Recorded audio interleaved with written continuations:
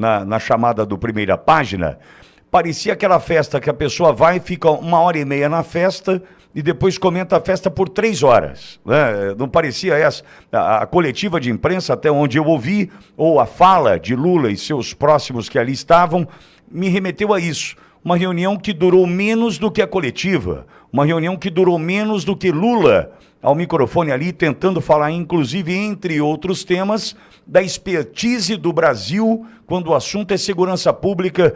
Já já a gente até pode esmiuçar mais sobre esse tema, mas sinto que essa negativa da coletiva de imprensa no sofazinho da verdade, né, esse fechar das portas para a imprensa, e ele disse, ele falou, é uma proteção de Lula, mostrando que algo não foi muito bem, porque o que ele... Olá, é do Carvalho, melhor canal de corte do YouTube. Opa, eu sei que você não aguenta mais ouvir, eu pedi para você fazer o triplo C, curtir, comentar e compartilhar, mas eu peço porque 4 entre cada 10 pessoas sequer estão inscritas no canal e a maioria não ativa as notificações e nem curte o vídeo, e isso prejudica o nosso algoritmo. Então ajuda a gente aí, brigadão. Porque eu vou começar com uma imagem, eu vou tentar traduzir em palavras, né, o que nós vamos assistir agora para os amigos do YouTube. Acho que é importante. Tá tudo pronto aí, Edson? A gente vai agora, até o post pede um exercício de semiótica, né? A gente vai tentar fazer uma leitura, né? O corpo fala, aliás, em aulas de oratória, né? Muitos profissionais dizem que o corpo fala, e fala mesmo, né? O gestual, né? O semblante, expressão facial, corporal, tudo isso fala, não fala? Olha só o que a gente tem por aqui. Aperta o play, edição. É uma grande preocupação. Apresentamos e reiteramos aí todos os dados e informações que já foram apresentados, indicando a necessidade de conclusão da sessão 301. O presidente Lula mencionou isso ao presidente Trump, nós mencionamos a contraparte. Max, Edu, a notícia que a gente abre, o Primeira Página de hoje, para quem estava no rádio, é Lula, que disse que Trump não vai parar mais de sorrir. Ele sim, com uma cara fechada, né, um semblante pesado, preocupado. E a primeira notícia dessa tarde de Primeira Página é que Trump diz que reunião com Lula foi muito boa. O presidente dos Estados Unidos, Donald Trump, publicou nas redes sociais que a sua reunião com o presidente do Brasil, Luiz Inácio Lula da Silva, já se encerrou e foi muito boa. Trump também afirmou que novas reuniões podem ser agendadas conforme a necessidade. Eis a tradução da publicação de Trump. Acabei de concluir minha reunião com Luiz Inácio Lula da Silva, o muito dinâmico presidente do Brasil. Discutimos muitos temas, incluindo comércio e especificamente tarifas. A reunião foi muito boa. Nossos representantes estão programados para se reunir para discutir certos elementos chaves. Reuniões adicionais serão agendadas nos próximos meses, conforme necessário. Presidente Donald J. Trump. Olha, Max, com a cara do Lula e da turma ali, a leitura que eu faço com a manchete, Trump diz que a reunião foi muito boa, é porque, veja, não tem para Trump, não tem muito boa para ele e muito boa para o Lula. Quando é muito boa para o Trump, Lula, pela carinha dele, hein, Max? Olha, Pitoli, você mostrou muito bem ali a cara do Lula, é aquela cara de quem tá passando por uma situação difícil. Ô, Max, minha mãe diz assim, cara de quem comeu e não gostou. Exatamente. É aquela cara de preocupação, aquela cara de que eu vou fazer, o que eu vou falar quando eu voltar pro Brasil, sabe? Se eu pudesse botar um balãozinho do pensamento ali do lado do Lula, eu colocaria isso. Agora, Pitoli, vamos lá. Eu estive olhando a mídia internacional isso bem rapidinho aqui, um pouquinho antes de conseguir entrar aqui no programa, estava num evento, daqui a pouco a gente pode comentar também sobre isso, mas a questão é, a mídia internacional está dizendo que o objetivo principal do Lula teria sido evitar mais tarifas ao Brasil, tá? Que esse seria um dos objetivos, a questão da seção 301, que até comenta nesse vídeo, nesse trechinho do vídeo que você falou. Agora, tem uma outra informação, Pittoli, que também é interessante, que eu acabei de pegar com uma jornalista aqui americana nas redes sociais dela, dizendo o seguinte, que a imprensa brasileira começou a sair ali da sala de coletiva de imprensa da Casa Branca. Aquela famosa salinha onde o Trump senta no sofazinho, né, do lado do Lula, sofazinho, né, do lado de quem está visitando, seria ali um presidente,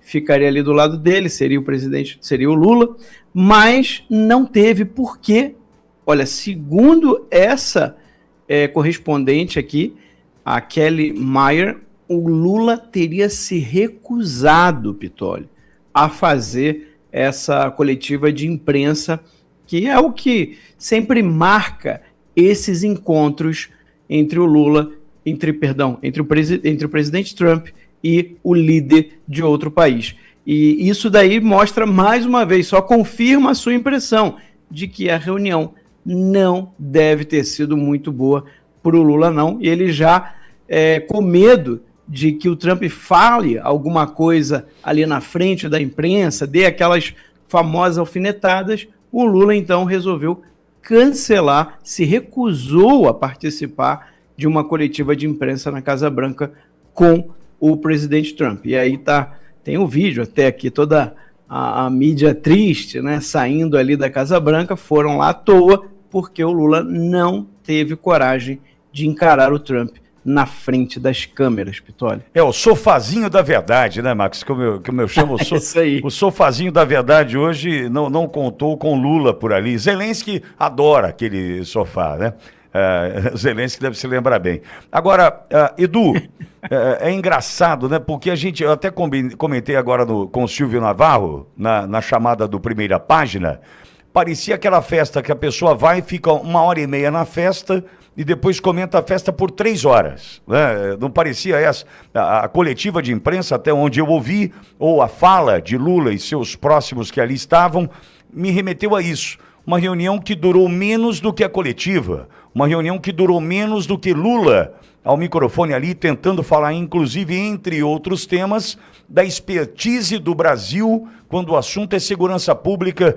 Já a gente até pode esmiuçar mais sobre esse tema, mas sinto que essa negativa da coletiva de imprensa no sofazinho da verdade, né, esse fechar das portas para a imprensa, e ele falou, é uma proteção de Lula, mostrando que algo não foi muito bem, porque o que ele... Fala, amigos do canal. Tá gostando desse vídeo? Então não esqueça de deixar o like, comente o quanto quiser e compartilhe com seus amigos e inimigos por um Brasil melhor e mais justo.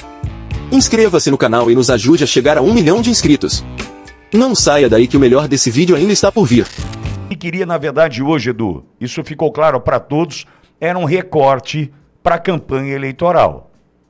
Exatamente, Pittoli. Até porque, se fosse uma reunião exitosa, né, conforme você espera, independente de se você for chefe de Estado, ou se você for um advogado, ou se você for um empresário, você não sai com essa expressão corporal de algo que foi proveitoso para você. Na verdade, você ficaria entusiasmado, né? Não é o que parece. A gente teve a informação também, né? Até aqui dou os créditos para o nosso amigo de casa, meu amigo e colega de casa, o Paulo Henrique Araújo, informando até que ele está lá nos Estados Unidos, e informando até que houve essa imprensa controlada, né? Ele não foi permitido o ingresso na embaixada, bem como houve o controle dessa imprensa por parte do Brasil. Eu também gostaria até de aproveitar a oportunidade de fazer uma retificação que eu falei numa outra oportunidade sobre a Magnitsky, de suspensão do Moraes.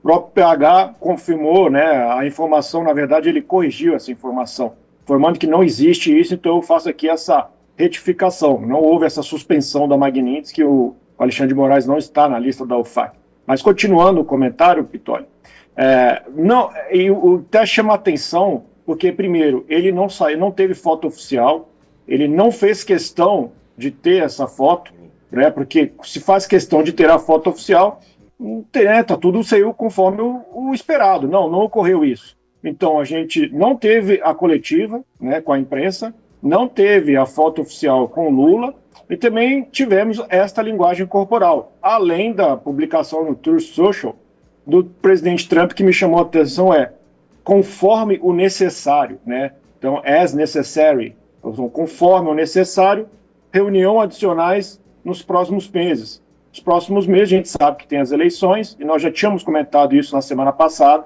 envolvendo o aspecto de que o presidente Lula está enfraquecido tanto internamente quanto internacionalmente. Seus principais aliados estão sucumbindo, e internamente ele teve 2 derrotas, eu diria até em menos de 24 horas, na semana passada. Então, óbvio, o que ele vai oferecer? Né? O que ele tem a oferecer ao governo americano? O que ele tem a barganhar ao presidente Trump?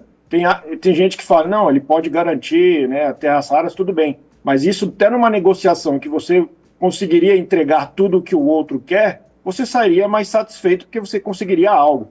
Não me parece que ele conseguiu algo, né? Essa é a expressão clara. Eu não creio que o Lula tenha conseguido algo. Ele precisa da imprensa oficial de governo, né? O Právida, grama dele no Brasil, para exatamente falar que não, que tiveram êxito, né? Foi uma reunião proveitosa. Não foi tudo transtornado, chegou atrasado, né? E além todos esses percalços que eu acabei de comentar aqui. Por todo esse pacote, Pitoli, está muito claro que proveitosa não foi e que o Lula não ficou satisfeito, Pitoli. Agora, Max, ele cita num ponto da coletiva, e eu vou poupar a audiência de vê-lo novamente aqui e assisti-lo novamente na Auriverde, ele cita a expertise do Brasil no que tange segurança pública e combate ao tráfico de drogas. Que o Brasil é uma referência, inclusive no combate ao tráfico de armas, muitas das armas que vêm dos Estados Unidos, estados americanos que servem para lavagem de dinheiro do narcotráfico aqui, das facções brasileiras. Não cita a questão da classificação de PCC e CV como organizações terroristas, mas vai no sentido de que o Brasil é uma referência quando o assunto é segurança pública e combate ao tráfico de drogas. Max, eu acho que isso é mais para a imprensa internacional ouvir do que para nós, e o próprio Trump. Trump, ao lado de Marco Rubio, ao lado de Patel, essa turma já sabe o que é o Brasil, já sabe o que sai daqui via Porto de Santos, Itaguaí, enfim, já sabe toda a realidade, né? Eu acho que é mais um aceno para a imprensa internacional do que qualquer outra coisa, porque, Max, nós temos aplicativos do Rio de Janeiro que indicam onde estão acontecendo trocas de tiro entre policiais e traficantes, entre traficantes e milicianos. Isso já está normalizado no Rio de Janeiro. Isso é sinal de que nós sabemos enfrentar essa situação ou que nós nos rendemos a isso, Max? Pois é, Pitoli, eu acho que faltou aí, ou ele se confundiu nessa frase, porque realmente o Brasil é referência, mas é referência negativa.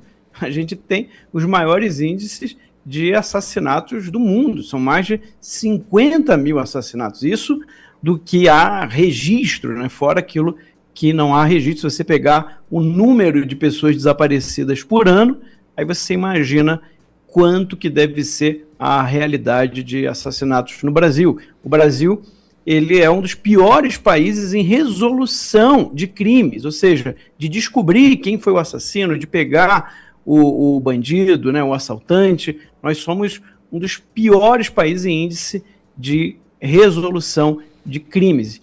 E nós somos campeões de tráfico de drogas, ainda mais agora, com a queda do Maduro na Venezuela, o que eu acho que foi também uma estratégia da administração Trump para obrigar que todo o fluxo passasse pelo Brasil, e a partir daí você tem todos esses registros do Porto de Santos, parece que já tem outros portos também, onde está sendo identificada esse tráfico de drogas, e esse fluxo do tráfico de drogas aumentou muito desde que o Maduro caiu.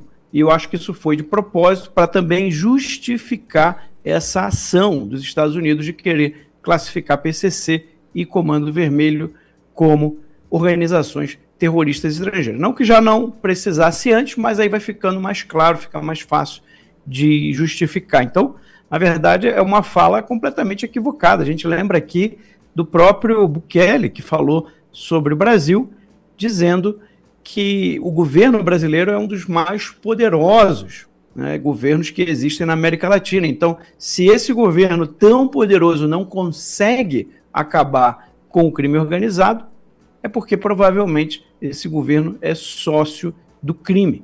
E óbvio, né, quando você é sócio de algo, você defende o interesse da sua sociedade. Então, nós temos um governo que defende facções criminosas e não quer que elas sejam classificadas como terroristas. Uma das coisas que o Trump teria pedido ao Lula nas conversas que eles tiveram no ano passado, ali entre setembro e outubro, teria sido um plano sério de combate ao crime organizado no Brasil. E até hoje esse plano não foi entregue. Então, diante de tudo isso, né, Pitoli, quando você olha os números, número de assassinatos, número de crimes não resolvidos, o número de tráfico de drogas que o Brasil consegue mandar tanto para a Europa quanto para os Estados Unidos, além do tráfico interno, são números absurdos, o número de dinheiro movimentado, de lavagem de dinheiro que o crime organizado faz. A gente está falando aqui só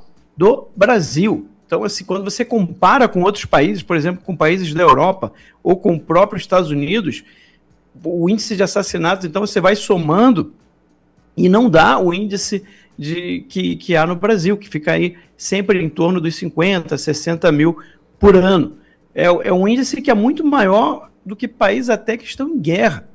Então, assim, é uma coisa completamente absurda dizer que o Brasil é exemplo de combate à segurança pública. São números muito conhecidos, esses números da violência brasileira.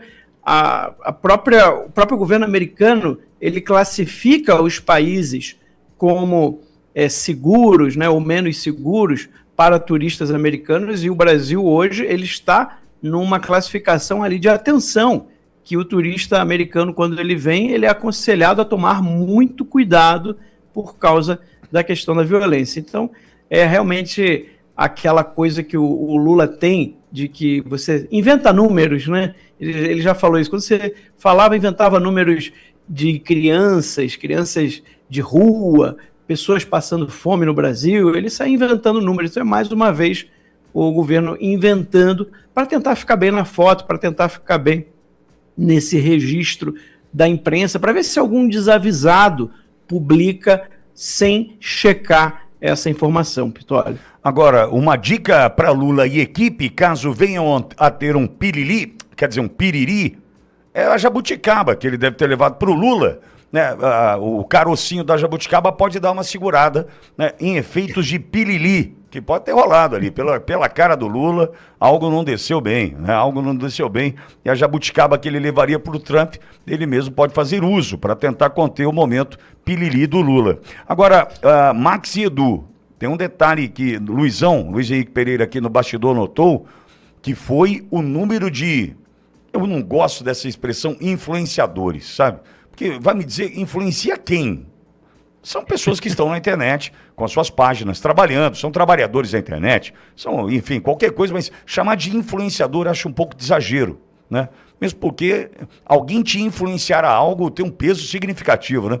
Mas muitas páginas hoje, vamos tratar dessa forma, muitas páginas ligadas à esquerda, ao projeto Lula, ao projeto PT, né, falando sobre esse encontro, entendo eu que até com informações que foram tratadas antes, vamos tratar disso, vamos publicar sobre isso, vamos falar disso, e não deu certo, alguma coisa não rolou. Por quê? Até vou pedir para o Luizão, se puder encontrar algumas dessas publicações para a gente mostrar.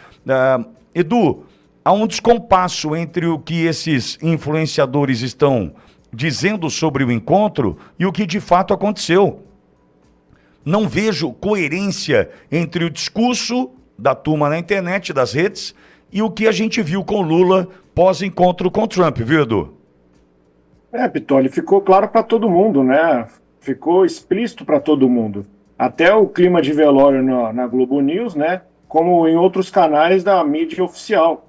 Então, os influenciadores até têm uma estrutura aí de quando você classifica como influenciador, você sabe que a outra pessoa seria subjugada, né? Porque ela está sendo influenciada. Então, se você for perseguir aquele que influencia, você acabaria com a desinformação. Tem uma essência por trás de você adjetivar, né, classificar como influenciador. Mas é isso. A situação por si só, ela já é bem facilmente, você conclui facilmente o desfecho da reunião. Né? Uma criança de 10 anos consegue perceber, igual você comentou, Tony, que ela está com uma cara de que comeu e não gostou.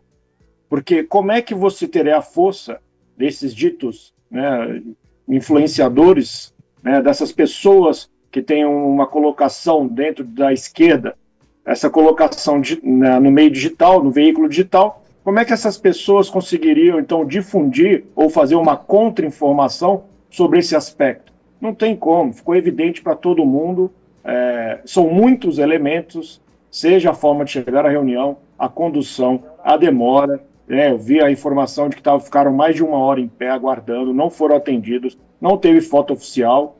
Então, e ainda veio essa argumentação para você, que a gente até suspeita, né?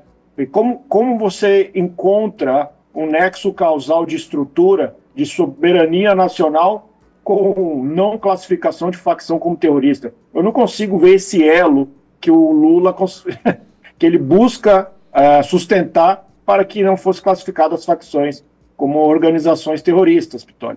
Então, o que sobrou para esses influenciadores? É um trabalho muito difícil mesmo. Eu até suspeito que seja semelhante ao do Sidônio, Pitoli. Provavelmente muitos impulsionados com o nosso dinheiro através do fundo partidário, que me incomoda tanto, porque eu estou suando a camisa aqui, Edu, Max, você aí me ouvindo, trabalhando até agora, até altas horas, aí o nosso dinheiro via imposto, patrocina isso. Obrigada por assistir o vídeo até o final. Se você já chegou até aqui, confere se já está inscrito no canal e se já deixou aquele like generoso. Estamos quase chegando a 1 milhão de inscritos e a sua ajuda é muito importante para levar o canal Olavo Edu Carvalho mais longe. Até o próximo vídeo, meus amigos. E neste momento é muito fácil aos defensores do plano alegar: isso é uma teoria da conspiração.